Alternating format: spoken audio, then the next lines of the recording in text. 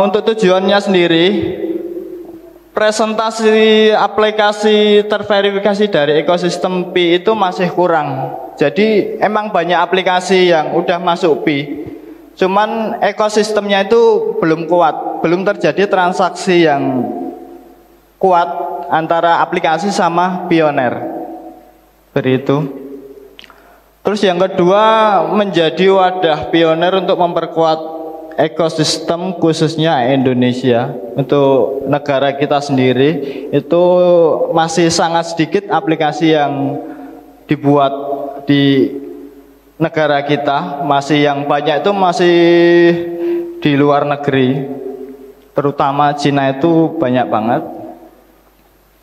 Untuk tujuan yang ketiga, mendukung percepatan open-minded global. Pasti banyak banget yang nunggu di sini untuk open-minded global. Kenapa open-minded global ini selalu mundur-mundur? Karena kuota antara aplikasi sama pioneer itu belum memenuhi kuota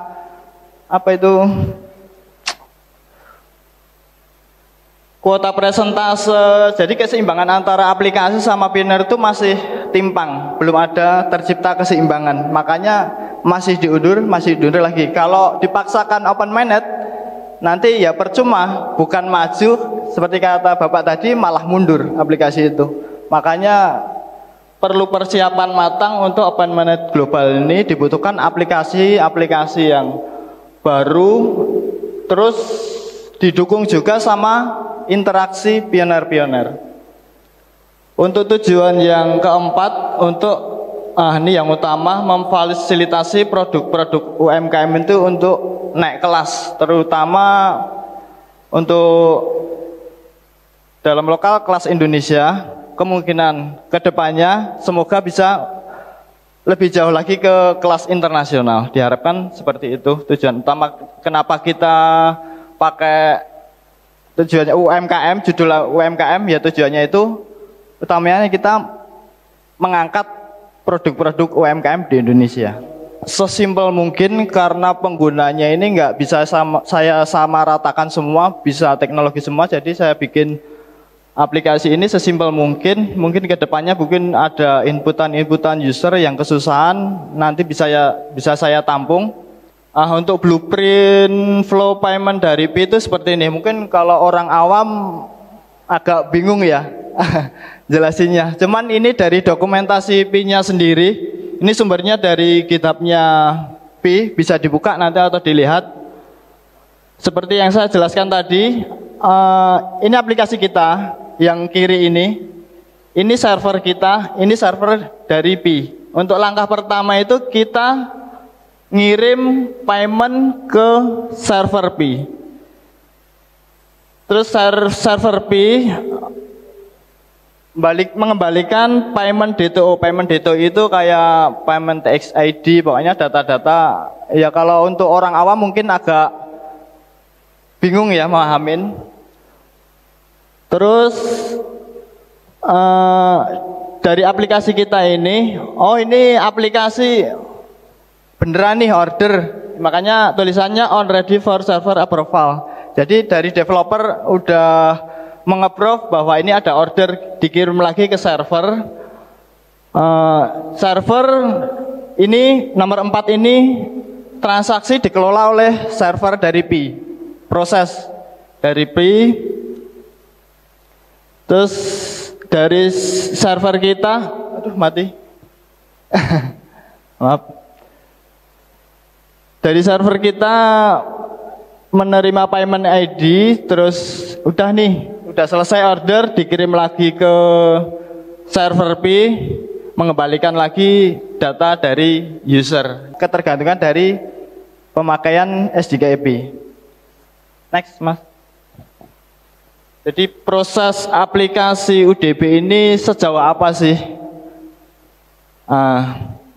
Untuk yang pertama ini orang tahu kan cuma 11 poin.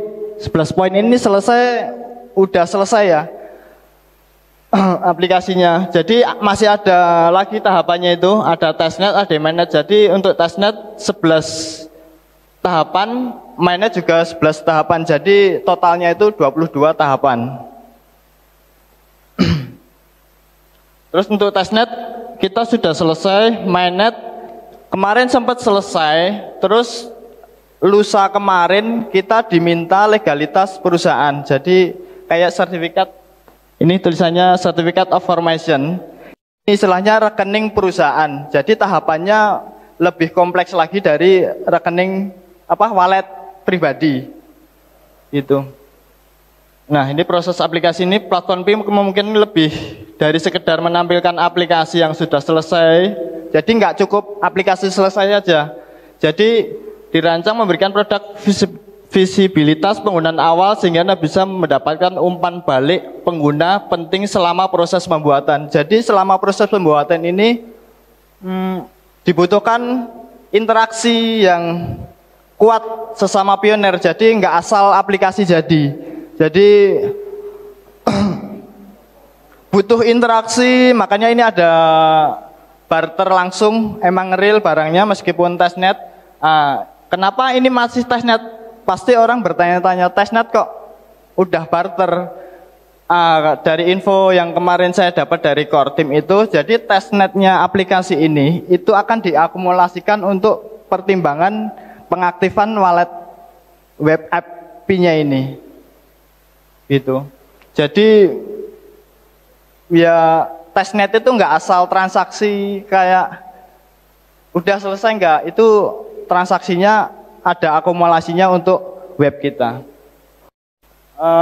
Pasti banyak ya, ini mungkin poin paling penting ya, banyak kemarin pas buka obrolan, aman nggak sih memasukkan prase sandi? Pasti banyak yang tanya itu kan, karena kita memakai fitur memasukkan prase sandi ini di aplikasi kita. Kenapa saya memasukkan fitur ini? Sebenarnya bukan saya yang memasukkan sih ya. Next mas.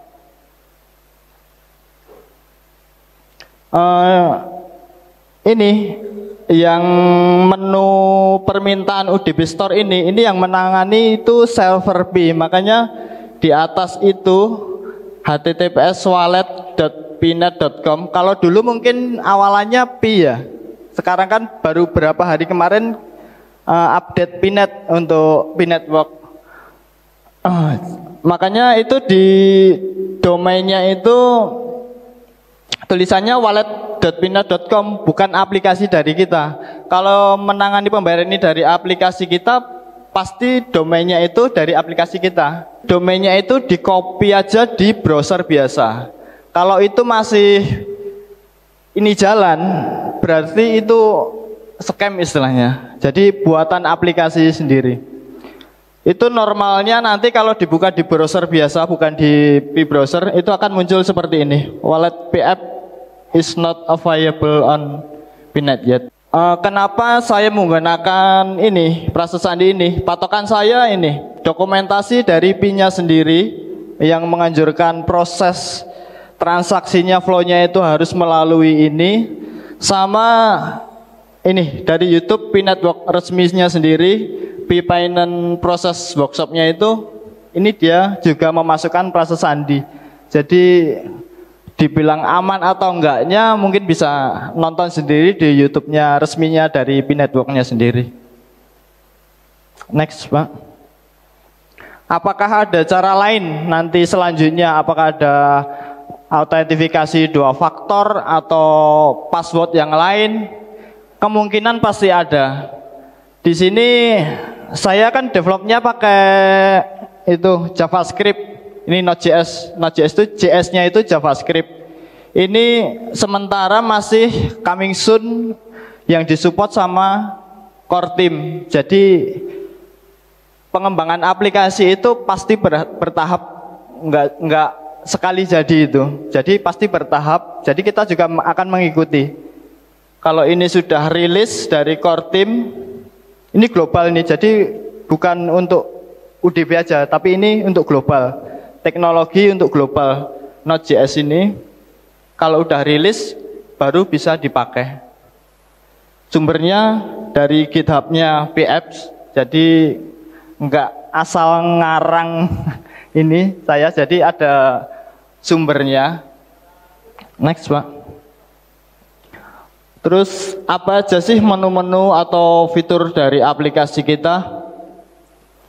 Untuk menu yang pertama ini cuma splash screen. Splash screen itu cuma logo yang tampil.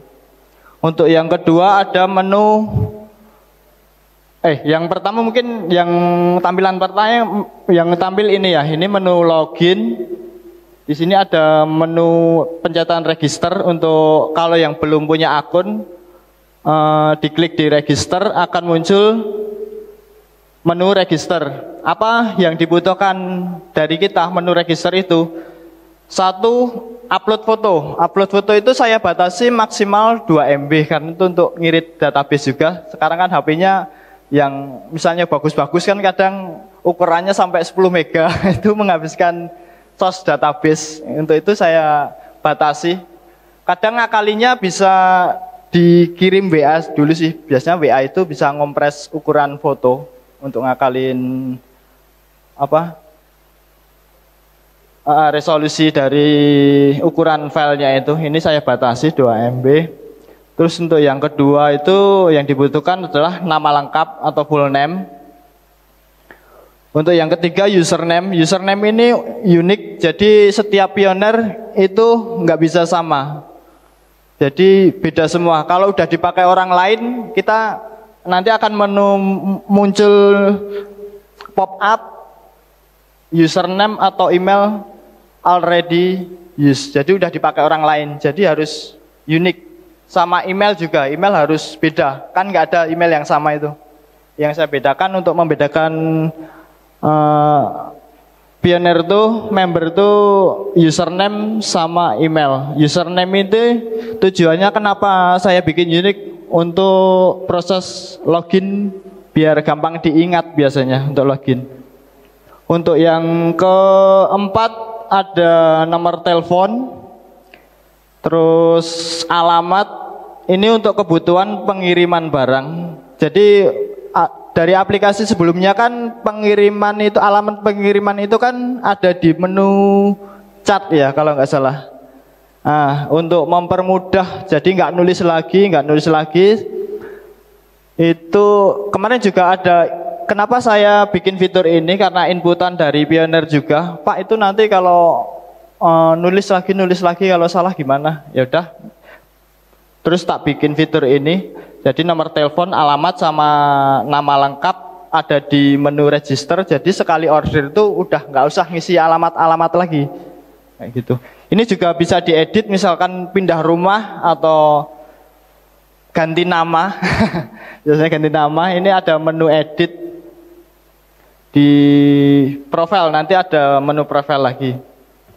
Terus di sini ada menu home untuk headernya. Header itu paling atas itu ada logo, ada menu search. Menu search itu untuk mencari produk, sama seperti aplikasi-aplikasi yang lain untuk mencari produk.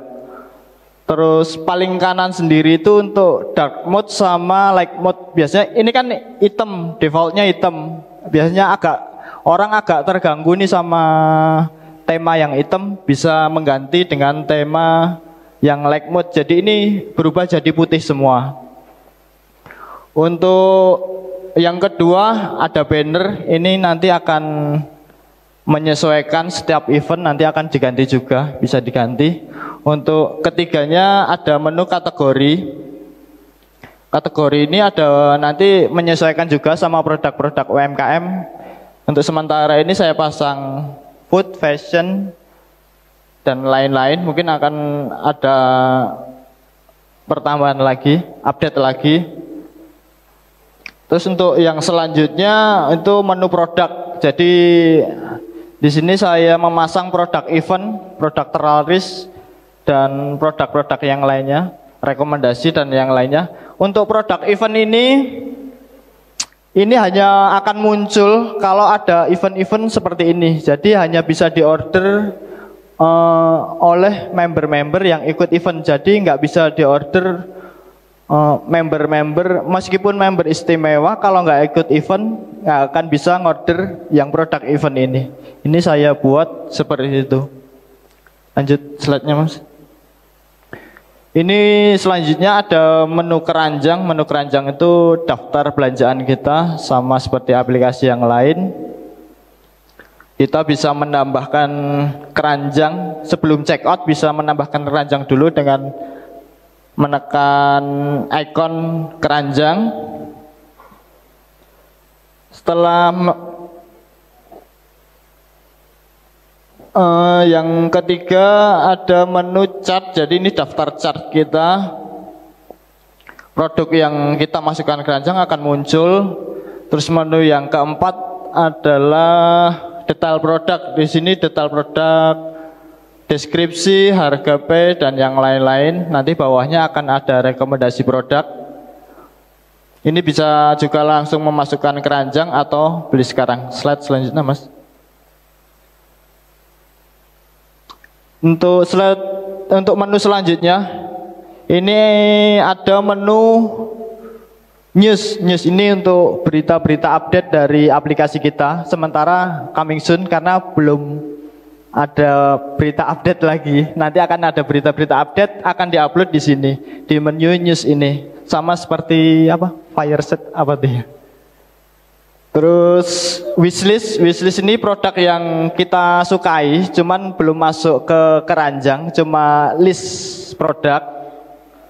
Bisa kita hapus atau masukkan ke keranjang. Itu yang ketiga, menu profile. Nah ini, jadi data-data yang kita masukkan di awal registrasi tadi itu masuknya di sini.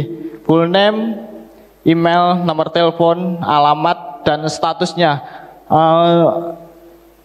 Status ini untuk defaultnya itu member. Jadi saya bikin itu roles-nya itu pertama member itu cuma bisa lihat barang, nggak bisa order barang sama sekali. Untuk role yang kedua itu member istimewa.